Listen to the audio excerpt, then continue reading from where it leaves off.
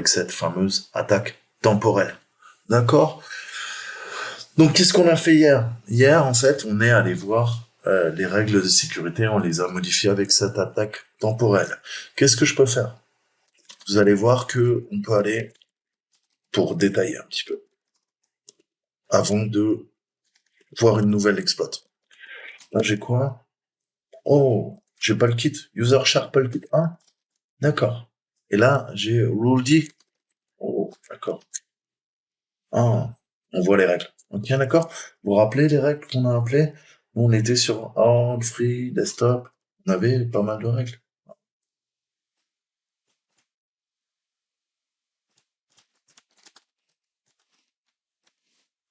D'accord? Donc c'est des règles simples, mais des règles qui fonctionnent.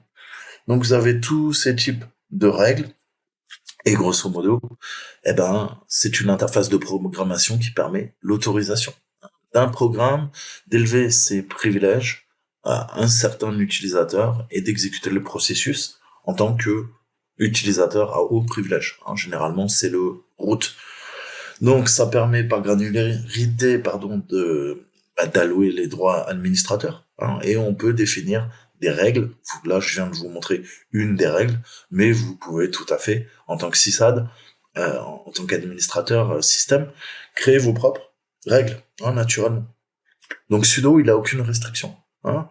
Un utilisateur va pouvoir utiliser n'importe quelle commande, tant que un certain utilisateur qui, à partir du moment où vous connaissez le password hein, du root, hein, où vous êtes autorisé à faire un sudo et que vous êtes dans le groupe sudoer. PKExec, en fait, ça permet un petit peu plus de granularité. Hein. Il est très populaire dans Ubuntu, on l'a sur toutes les variantes de Debian, comme je vous le disais, et on a Polkit et PKExec. Hein. C'est le combo qui est pré-installé. D'accord? Donc là, on voit des règles hein, dans RulesD, et vous voyez qu'il y en a plusieurs, hein. Il y en a un paquet, et vous pouvez créer vos propres règles. D'accord? Voilà. Là, on voit les policies. Je vais en prendre une au hasard. Voilà. Hein, vous voyez que c'est une sorte de quoi? Bah, c'est un fichier XML, hein, ni plus ni moins. Avec, voilà. Donc, vous avez les rules, vous avez les actions. Hein. Et parfois, il arrive que vous ayez les local authorities, comme on les appelle. Et j'espère que maintenant vous comprendrez mieux pourquoi je suis allé taper là-dedans. Dans CAT. Hein, techniquement, c'est l'attaque qu'on a vue hier. On va taper dans le count policies. Hein, ce qui nous permet de quoi? Eh ben, de travailler sur la gestion des comptes. On a vu que au sein de systemd, on a notamment login qui permet d'administrer hein, le système d'exploitation, créer les comptes, gérer les comptes, donner les droits, les privilèges, etc., etc. Donc DBus, en fait, c'est un système de messages hein, pour les applications qui va permettre de communiquer à une autre. Hein. Donc on appelle ça des IPC, hein, c'est l'Inter-Process Communication. Je vous mettrai la page Wikipédia. C'est extrêmement puissant. Hein. On utilise beaucoup quoi en informatique l'IPC et les RPC, hein, les RPC call. Donc tous ces processus intercommunication, c'est au sein du système d'exploitation, du noyau, via les citables, on avait vu ça, et on a les RPC, à l'inverse, c'est quoi? C'est les remote, hein, process communication. Donc ça se fait à distance, sur le réseau. On va pouvoir utiliser les RPC pour attaquer des protocoles réseau et lancer des attaques, même, j'ai envie de dire.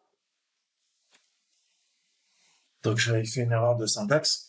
On voit qu'il lance la méthode, hein, il nous dit combien de temps ça prend, et il nous fait un tableau. Et dans ce tableau, on a toutes les chaînes, hein, avec les différentes informations. Donc on voit qu'on peut aller requêter, hein, on requête via l'API sans problème. D'accord? Donc Polkit, en fait, il tourne en tâche de fond. Hein, et je vous l'ai montré, ça permet de quoi? D'avoir typiquement la fameuse mire, hein, qui, quand vous êtes en interface de programmation ou même pas, je vous l'ai montré en ligne de commande.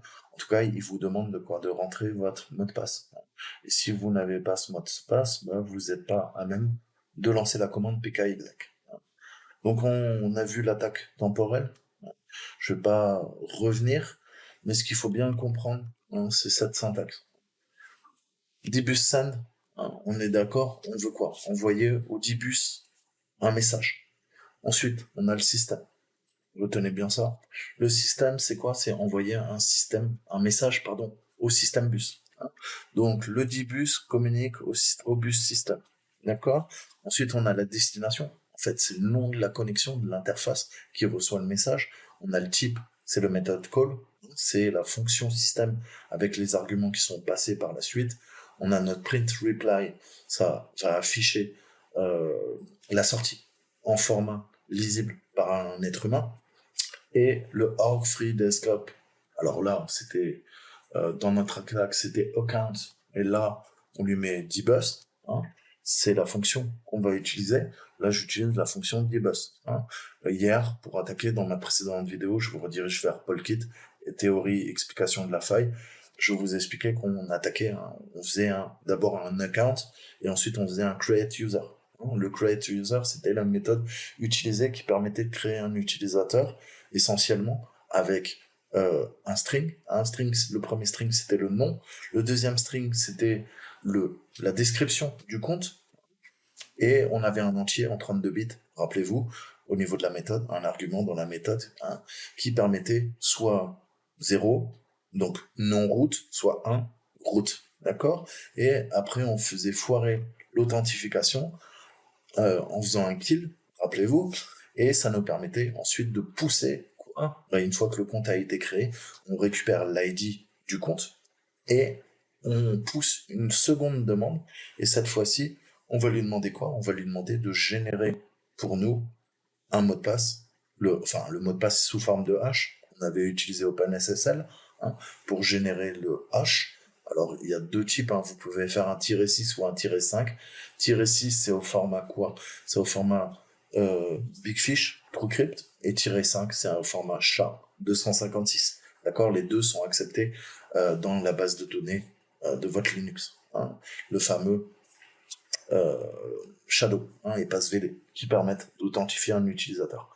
Donc on pousse ça, hein, on lui donne le user ID, on lui donne le mot de passe sous forme de hash qui a été hashé et on lui donne, rappelez-vous, on a besoin de quoi?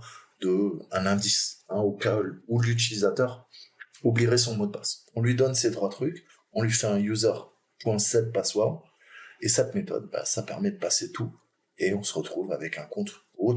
Hein. On peut faire SU, le nom de notre compte, se connecter à ce compte et faire un ID et voir que on a changé. On a changé techniquement. On est quoi?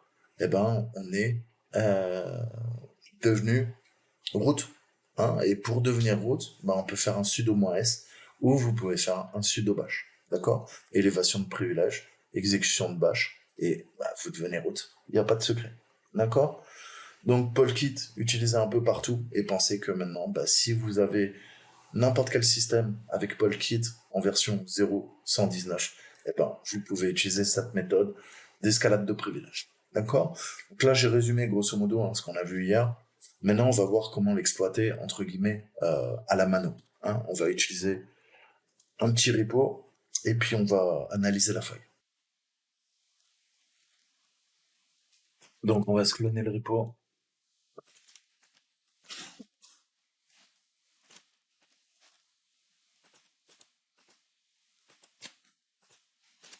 Ok, donc on va revenir sur mon home.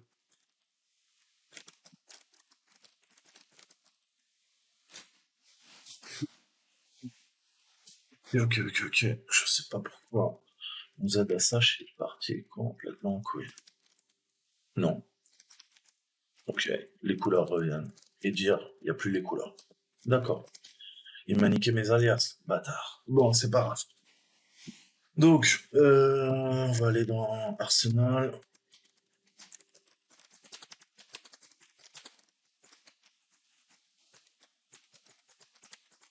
On va se cloner le Polkit exploite et on va aller voir un peu comment ça fonctionne, vite fait, bien fait. Ok, donc c'est un exploit automatique, hein, vous l'avez compris. Le but, c'est de ne pas s'emmerder à taper les commandes au niveau du dbus et d'attaquer directement le bousin.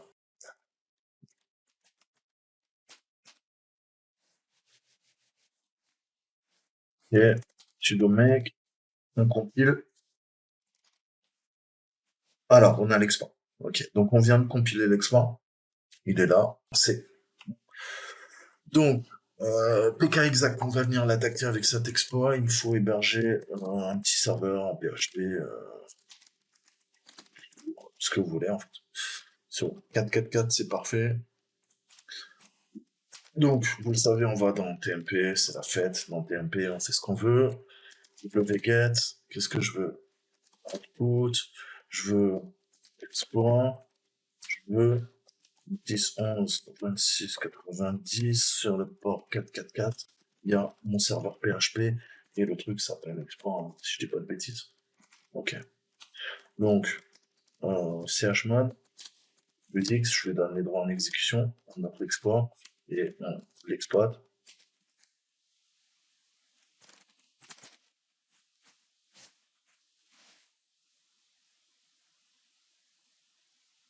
Il était dans SB. Donc, il est d'accord. Donc, on va lui modifier les droits. Et voilà comment on peut, si jamais un jour vous vous retrouvez dans l'impossibilité de mettre à jour quoi, Polkit, et vous avez une version vulnérable. Qu'est-ce qu'on peut faire? Qu'est-ce qu'on a vu? Eh ben, on va lui mettre les droits. Sauf qu'on va lui préciser le chemin absolu, ça devrait le faire. Ok. Je sors. Et maintenant, je relance. Voilà. Cannot convert message. Could not open converter from UTF-8 to PwnKit. PExec must be suite root. Donc voilà. À partir du moment où quoi, eh ben, où t'as le suite root, eh ben, tu te fais péter. Ok. Donc grosso modo, qu'est-ce qui se passe? Le début de la fonction de main que PKExec traite, hein, il va s'occuper des arguments de lead. Et il va rechercher le programme à exécuter si son chemin n'est pas absolu et s'il est présent naturellement dans la variable d'environnement pass. D'accord? Malheureusement, si le nombre d'arguments de ligne de commande ARC, hein, argc, est à 0, ça signifie que la liste d'arguments arg que nous passons à execve, hein, au niveau de la fonction, elle est vide, c'est-à-dire qu'on est en nul. Alors que argv, hein, au niveau argv dans notre tableau est égal à 0, donc il est nul. C'est un terminateur de la liste d'arguments. Donc, on a un anti-n qui est défini en permanence sur 1, et on va avoir le chemin du pointeur qui est lu et qui est hors limite. On a vu que quoi? On a vu que, grosso modo, ça revient à arg v égale à 0 d'abord, et après on a vu que quoi? Ensuite, il passe à 1. D'accord? Donc le pointeur, il est écrit hors limite, hein, sur argv, mais qu'est-ce qui est lu? Et qui est écrit exactement à partir de argv, quand il est hors limite, eh ben, c'est comprendre que l'execve, hein, cette fonction, c'est un nouveau programme. Donc le kernel, le noyau, il va copier notre argument, nos chaînes d'environnement, nos pointeurs, argv, envp, à la fin de la pile du nouveau programme. D'accord? Hein. Si on regarde ça, et on schématise, on a nos pointeurs argv, envp qui sont contiguës en mémoire. Argc est égal à 0. Alors argv 1 hors limite. Hein. envp 0. Le pointeur vers notre première variable d'environnement, la value. Ok.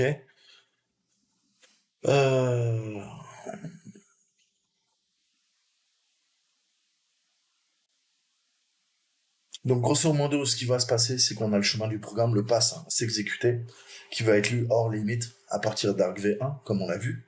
Et au niveau de nos pointeurs, il va y avoir des petits soucis. Hein. On va chercher à exécuter un exécutable nommé value, hein, dans les répertoires de notre variable d'environnement pass. Et si un tel fichier est exécuté et trouvé, son chemin d'accès complet va renvoyer à la fonction main, hein, de PKExec. Ensuite, on cherche le chemin complet. Il est écrit hors limite sur argv1, et c'est-à-dire sur envp 0. et il va écraser notre première variable d'environnement. Donc c'est ça en fait qui permet de faire la privesque, notre escalade de privilèges. Donc, comme on le disait plus tôt, si la variable d'environnement passe et passe égale name, ça change tout, le répertoire name existe. Hein. Dans le répertoire de travail, dans le workdir, on l'a. Et il contient un fichier exécutable qu'on a nommé value. Hein. Et le pointeur vers la chaîne name value est écrit hors limite sur ENVP 0. Hein, puisqu'on a vu que ENVP 0, c'est argv1, hors limite. Donc notre pass devient pass égale name égale point, répertoire courant. Hein. Et si le répertoire est égal à name égale point, donc name est égal à répertoire courant également, et ben il existe, il est présent, il contient un fichier exécutable nommé value. Donc le pointeur vers la chaîne name, avant c'était name slash value, maintenant c'est quoi? C'est name égale point slash value. Donc name est égal dans le répertoire courant à value. Et il est écrit hors limite sur ENVP 0. En d'autres termes, qu'est-ce que ça veut dire? Il y a un défaut de logique. Cette écriture se fait hors limite. D'accord? C'est ce qu'on cherche. À écrire dans la mémoire. Écrire hors limite et permet de réintroduire une variable d'environnement non sécurisée. On va par exemple se servir de la LD preload. Hein, vous savez qu'elle est extrêmement sensible et qu'on peut s'en servir très souvent pour faire nos privesques, nos escalades de privilèges. Donc, dans l'environnement de PKExec, je vais me servir de LG preload. Les variables non sécurisées sont en principe supprimées. Hein. On a par exemple ld.so. So, vous savez que c'est l'équivalent des librairies partagées sous Windows, hein, des fameuses DLL, les fichiers So, en C, de l'environnement de programme suite, hein, et la fonction de main ensuite est appelée. Donc, qu'est-ce qu'on exploite? Eh ben, c'est la primitive. Hein. On a une puissante primitive qui va nous permettre de prendre le contrôle de PaulKit et d'exploiter une vulnérabilité, et on va dépasser, écrire dans une mémoire non autorisée et tout simplement à quoi? Pouvoir accéder au contrôle. D'accord? Donc sur certains systèmes d'exploitation, ça ne marche pas. Hein. Sur Solaris BSD, on ne sait pas si ça fonctionne. En tout cas, sur OpenBSB, qu'est-ce qui se passe? Le noyau refuse de quoi? D'utiliser XV, hein, si l'accès est égal à 0. Et tout le but de l'opération, c'est ça en fait. On fait quoi? On se sert d'exec, V, et qu'est-ce qu'on veut? On essaye de lui passer arg C en 0. D'accord? Et ça, lui, il refuse. Donc, l'exploit fail. C'est un peu comme la rémédiation. Notre rémédiation, c'est quoi? On a vu. Je lui retire quoi? Je lui retire le suite bit. Hein, chmod. Bon, 0,55. D'accord? Et ça fonctionne. On voit que ça bloque totalement. Si on le fait sur PKExec, ça bloque l'exploit. D'accord? Donc c'est un moyen le plus simple de remédier au problème, si jamais vous l'avez. Et typiquement, c'est le correctif. Le correctif de la faille, de la CVE, c'est quoi? C'est une simple commande sudo chmod 70755. Donc voilà. Hein, si vous avez des doutes, vraiment, le chmod, vous devez le maîtriser à mort. Hein. C'est comme ça que vous allez sécuriser votre Linux. Hein. Votre Linux, il est livré avec son système de fichiers. Après, c'est à vous de connaître vos répertoires, les répertoires sensibles, pour gérer vos droits. Hein. Si jamais tu n'utilises pas un compte admin, bloque tes droits au maximum, sans sur toi. Comme ça, quand tu exécutes un virus avec ton compte, qu'est-ce qu'il va faire? Il va pas pouvoir outrer l'ensemble de la machine. Il va baiser ton compte utilisateur. Mais ton compte utilisateur, tu t'es déjà retiré tous les droits possibles et inimaginables pour pas faire des opérations de bas niveau sur ton Linux. Voilà. C'est comme ça que tu sécurises ton Linux. Et après, on va voir un petit peu comment utiliser Linux, hein, pour auditer. On va s'amuser un peu. Donc voilà, le chmod, qu'est-ce que c'est? Maintenant, 107555, ça veut dire quoi?